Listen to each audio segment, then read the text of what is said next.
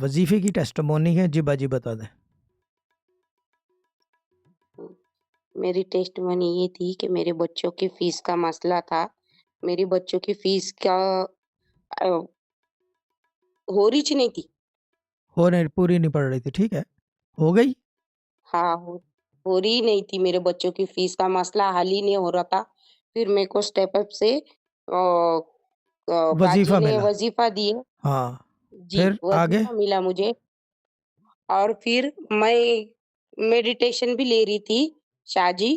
اور پھر اس سے اللہ کا شکر ہے کہ میرے بچوں کی فیس کا مسئلہ حل ہو گیا. ٹھیک ہے. اب آپ ایک کام کریں، جہاز پہ ویل سے جب بھی آپ کی بات ہو دوبارہ تو بتا دیے گا کہ مجھے اسٹیپ اپ ہی میں رکھو، کہ مجھے بار بار نہ آنا پڑے. تو کچھ عرصے اسٹیپ اپ میں رہیں، جب فیس اسٹریم لائن ہو جائے تو پھر اپنے گروپ میں واپس. ٹھیک ہے.